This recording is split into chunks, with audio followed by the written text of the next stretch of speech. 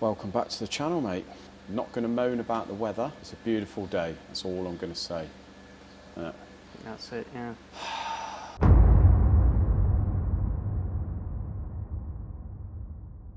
Well, first of all, before we go on to anything important, wasp. You know what wasp is, mate? That is a great sticker for the Escort, isn't it? Yeah. Because it is basically coloured like a wasp. But more importantly, look, we've took delivery of the Wasp starter motor. And what's the need for that? Well, I don't know whether I said in the last video or two that I've been having problems getting the engine up to speed off the starter in the Escort for it to register on the Emerald ECU. Yeah, so you've got like a trigger wheel crank sensor type got a 36-1 trigger wheel. And it only starts picking up after a certain speed, like to say it's got to do 500 RPM or something? It's like 200 RPM or something. So I've done a bit of homework on the battery, charged the battery fully, and ChatGPT told me that if it's fully charged and fetching something like 12.7 volts stationary, if I start it, see what the voltage drop is through the ECU software, so got it on my laptop. If it drops to anything sort of below 9, then it means that the battery's not too great. So I was going to spend a couple of £100 and buy one of these funky batteries, but it said hold fire a minute. So I went back down the unit the other day, pressed the start button, and with the plugs in, it's dropping down to 10.7, and they said that's perfectly adequate. It's a good battery. Yeah. It said check the wiring, so I've checked the earths and the lives, make sure everything's connected properly and they're the right thickness, etc., which they are. So the next point of call, mate, would be the starter motor. Now I did buy an original type starter motor, a new one. Remember that? Yeah, yeah. When we built the motor, like 45 quid or something, but I just don't think it's man enough. Yeah, so the issue is it's quite a high compression engine. It's a high compression engine now. It's about 11.5 to 1, bit and more. And it's got a fruity cam in it. Fruity cam. It's like quite a lot to turn over, really. And I think it's turning over at about 100, 150 RPM, and it needs to turn over about 200. So this is where the Wasp starter motor, so this is a reduction gear type motor, so it's like a modern starter motor. It's got the same 3-bolt flange as the Crossflow. Yep. They do a 9 and a 10 tooth for 110 or 136 teeth or something. Right. Mine's the more teeth on the flywheel, but this Wasp one is actually offset and uses 11 teeth. Oh, right. To get that more torque through it. Oh, so it sort of ratios it up again. Ratios it up again, mate. So supposedly this thing's going to crank it over at about 300 RPM, which is probably about twice as much. Yeah. So I'm going to go down in a bit, roll around sweaty, and try and put this on. Hopefully have a running Escort. Towards the end of this video, mate, we may be able to get it on and press the button and it registered on the ECU. If it does that, then I'm going to have, I've got Dave on standby, David at Emerald. No reason why we can't fire the thing up. Wouldn't that be nice? Yeah. And fingers crossed it all goes swimmingly. So you went through the other day with David on the phone, making sure all your wiring was doing what it's supposed to do, getting the right signals through the ECU. Exactly. So you know that's all good. So really all it is now is like a base map sort of thing. So David took over my laptop through that program, whatever it's called. He's had a look through it, said, yeah, everything looks fine, no reason why we can't just fire it up.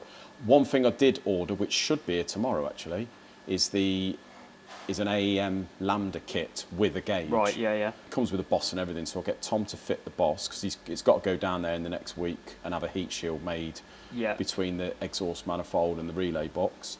But I'm going to get him to fit that box. We'll put the Lambda kit in, wire it into the ECU, and also have the gauge on the dash. Nice. Another thing to worry about.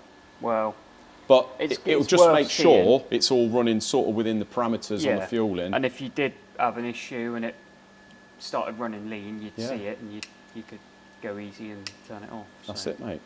So fingers crossed, this thing does the job. David at Emerald said they used to fit these on all the Pintos and it made a hell of a difference. So there we go. We're done. Nice. Work-wise, took the executive decision to shut the company tomorrow, haven't we? We shut it and we're having a day off, mate. It's not permanently. I'm not going to. It's no clickbait here, but we are shutting tomorrow for the day because it's going to be about 36 degrees, isn't it? Yeah. And why not? We don't do it very often, mate. No. Let's go and enjoy the weather. Go and have a nice day in the weather. And you're going to have the Thursday off. I might do. Don't know about me yet, but we've got everything sort of laid out as we wanted it. So we've got the Yanmar blocks here all done, bored, faced, cleaned and painted. Yep. Ready for the parts to turn up. Got the pistons, just waiting on the rings. Got the pistons turned up with circlips and pins, no rings. Managed to fortunately get hold of the company where we bought the pistons from. I do believe it's China. And they said, yeah, we do the rings for them. So it's a bit of a special. They don't normally do, it's not like a thing that they do an oversize for them. Right. If they didn't do those, we'd have to put new liners in. Yeah, so it's kind of a back to standard job normally. Yeah. So it's cleaned lovely at 0.5, and we've got the rings on the way. So we've got rings, we've got a full gasket set with seals, etc. We've got an oil pump, we've got the pistons, and we've got the rings coming. And all that lot should be here. Bearings as well. Bearings as well, crank bearings. Crank's all good, polished. We've got everything arriving, it says, from the 1st of July. Could be the end of June. So the pistons turned up smartish, actually. They were less than a week, so I'm hoping that in a week we get it all and we can just pump that back together.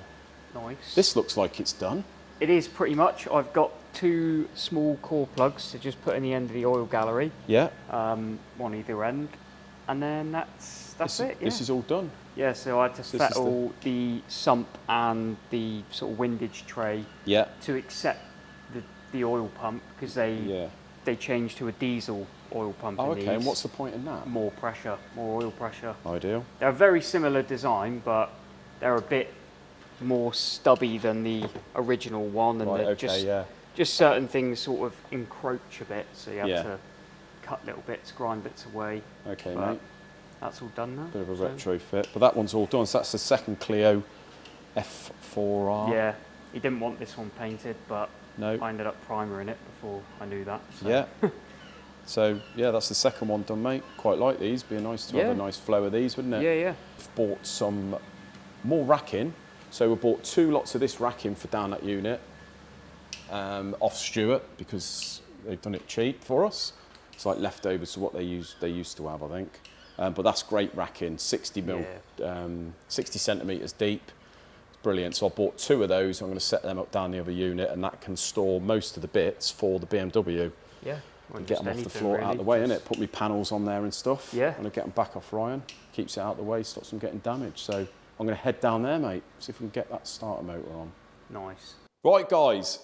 Back down the man cave. And do you know what? First half of this video was what? Tuesday afternoon. It's now Thursday evening. Add the 2 days off, guys. Not very often. We've shut the shop. Actually, today I was in till about 11 o'clock this morning, but that's only because I was waiting for a pallet to turn up with another engine on. It's been an absolute scorcher, isn't it? What have you all been doing? Let me know down in the comments. I'd be really interested to hear what you've been doing. If you've been doing anything more than me and everyone else that I know, and that's basically nothing. Just trying to search out some sort of coolness or anything below about 30 degrees, whether it be a puddle, the sink, anything. I even standing outside the man cave here with a hose in the air, just standing underneath it like Mary Poppins most of the last couple of days, to be honest. Been awful. But I have managed to do some work on the Escort. So first of all, you can see I've had a little bit of a change around in here, guys. We've got these bikes here temporarily, but that's only because John hasn't been in. We're gonna put those somewhere else in a moment. But you can see I've actually made some new additions to the tool cupboard. So we've got some mole grips. I've got some adjustable spanner set here, if that's what you call them, and we've got some nice circlip pliers. So making very small sort of additions, guys. And as you can see in the background, the racking that we've got at work, we've managed to get, that's off Stuart and his wife, and that stuff there, we've got another 2 of those. That's the stuff we've got in the workshop, and that is absolutely handy. We've got some bits on there at the moment, a bit of motocross kit, but predominantly the reason we've got this racking, guys, is to put quite a lot of the BMW stuff on. So these are 60 centimetres deep, so they're a nice big wide sort of industrial racking, and that's going to give me loads of storage space. The kit car's gone. As you can see, guys, we've got plenty of room now. The Lambo's sort of sitting back there. The Escort's here, and that's where the kit car was, but that's gone, and that has freed up a load of funds, guys, to basically put into the company, finish off the BMW and things like that. So, and obviously it's just made some more room and took a little bit of the pressure away from me. Let's get rid of some of this sort of stuff that we've built up over the last 3 or 4 years. Anyway, let's stop mumbling on. The Escort. Back in the workshop, we were on about the Wasp starter motor, guys. And you can see, look, I've tidied up the engine bay, and that is all, I think, that is all looking very, very smart now. Obviously, all this loom here that I've done could look a lot tidier if I'd sort of put it, you know, made it disappear, but I wanted it very functional and I wanted it right in front of me. So if anything goes wrong, I could diagnose it with it straight in front of me. Right, I'm just going to get my little torch so you can see what I'm doing. And I'll just explain here what we've done so far. So, starter motor, got that one on, guys. You can see down the back there. There he is, right down there. A lot more lightweight, neat and compact to the other one. I've had to wire it all up, so I've done my little loom down there. And I've kept it basically using the standard wiring basically off the Escort, so I haven't removed anything, and that works absolutely fine now, guys. And it actually turns the engine over about 80 RPM more than the old one, which is pretty good. It's quite a lot more efficient, to be honest. Now, the problem is we've turned it over with the old starter motor, wasn't fast enough. Took the plugs out, the thing turned over fast enough. The way you can tell is on the ECU, I'll just show you inside here. On that far right-hand side, you've got the plug, that plug over there, which is the green plug that goes from your ECU to your laptop. In front of that is a red light that comes on when there's power to the ECU. When you crank it over, if the ECU is recognising RPM, enough RPM, it goes green, and then it means it will work. So basically wasn't working. So we put the new starter on, turned it over, very weirdly. I had David on the phone from Emerald when I did it. Turned the car over, turns over at about 230 RPM, something like that, with the plugs in, which is really good. Still no signal at all on the laptop, no RPM. So I took the plugs out, turned it over again, still no RPM. So Dave and I scratched our heads a bit, and he said, why don't you change over, which is down there somewhere, the crank sensor plug, take the wires out, there's 2 wires, and turn them around. See what happens, changes the polarity, I believe. And sure enough, it worked. So then we were seeing RPM, so that was that solved. Still didn't start up, guys.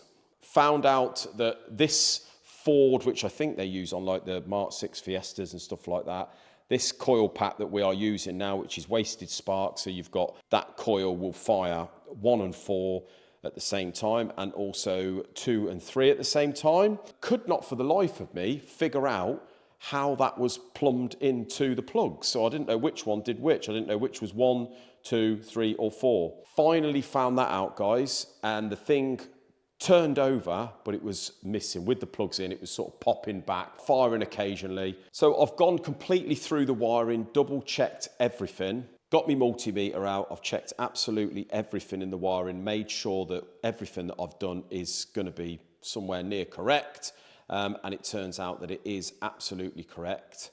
And then, guys, I pressed the button, and guess what happened? You're going to have to wait till the next video. I do apologise. I'm off home because it's still about 32 degrees.